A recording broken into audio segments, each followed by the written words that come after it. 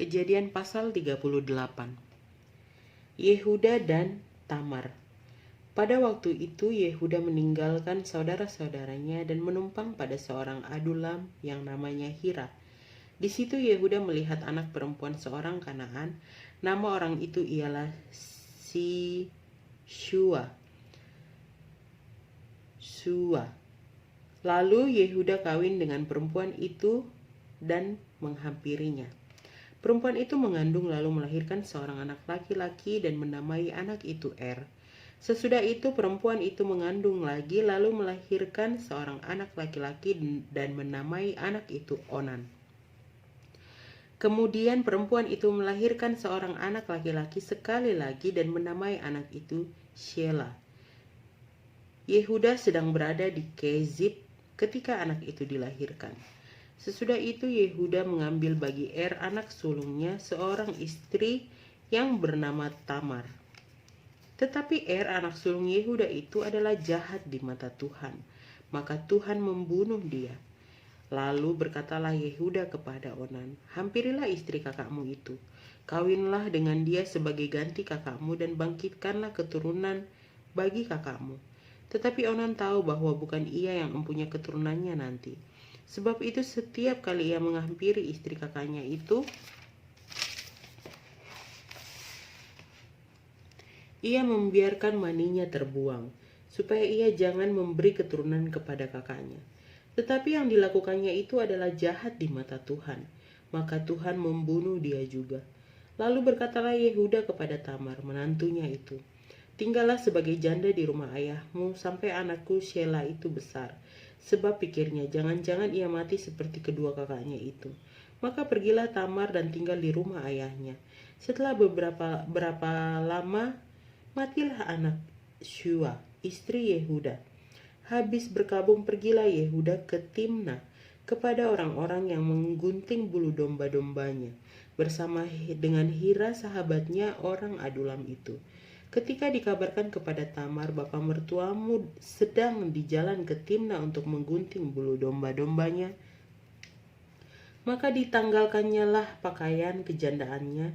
Ia bertelekung dan berselubung, lalu pergi duduk di pintu masuk ke Enaim yang di jalan ke Timna.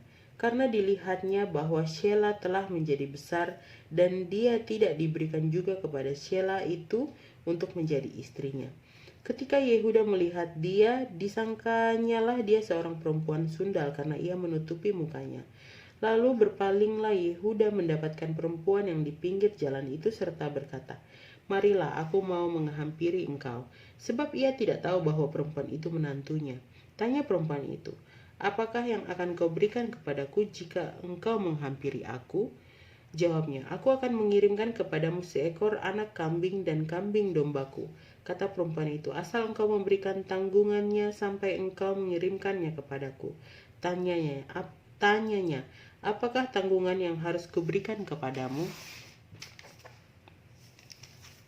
Jawab perempuan itu, "Cap materaimu serta kalungmu dan tongkat yang ada di tanganmu itu." Lalu diberikannya semuanya itu kepadanya. Maka ia menghampirinya. Perempuan itu mengandung daripadanya. Bangunlah perempuan itu lalu pergi. Ditanggalkannya lah telekungnya dan dikenakannya pula pakaian kejandaannya. Adapun Yehuda ia mengirimkan anak kambing itu dengan perantaraan sahabatnya, orang adulam itu, untuk mengambil kembali tanggungannya dari tangan perempuan itu. Tetapi perempuan itu tidak dijumpainya lagi. Ia bertanya-tanya di tempat tinggal perempuan itu, "Di manakah perempuan jalang yang duduk tadinya di pinggir jalan di Enaim itu?" Jawab mereka, "Tidak ada di sini perempuan jalang." Kembalilah ia kepada Yehuda dan berkata, "Tidak ada kujumpai dia." Dan juga orang-orang di tempat itu berkata, "Tidak ada perempuan jalang di sini." Lalu kata Yehuda, "Biarlah barang-barang itu dipegangnya supaya kita jangan menjadi buah olok-olok orang. Sungguhlah anak kambing itu telah kukirimkan, tetapi engkau tidak menjumpai perempuan itu." Sesudah kira-kira 3 bulan dikabarkanlah kepada Yehuda, "Tamar menantumu bersundal, bahkan telah mengandung dari persundalannya itu." Lalu kata Yehuda, "Bawalah perempuan itu supaya dibakar." Waktu dibawa, perempuan itu menyuruh orang kepada mertuanya mengatakan, Dari laki-laki yang mempunyai barang-barang inilah aku mengandung. Juga dikatakannya, periksalah siapa yang mempunyai cap materai serta kalung dan tongkat ini. Yehuda meriksa barang-barang itu lalu berkata, bukan aku tetapi perempuan itulah yang benar. Karena memang aku tidak memberikan dia kepada Sheila anakku. Dan ia tidak bersetubuh lagi dengan perempuan itu. Pada waktu perempuan itu hendak bersalin, nyatalah ada anak kembar dalam kandungannya. Dan ketika ia bersalin, seorang dari anak itu mengeluarkan tangannya lalu dipegang oleh bidan. Diikatnya dengan benang kirmizi serta berkata, inilah yang lebih dahulu keluar. Ketika anak itu menarik tangannya kembali, keluarlah saudaranya laki-laki, dan bidan itu berkata, alangkah kuatnya engkau menembus keluar.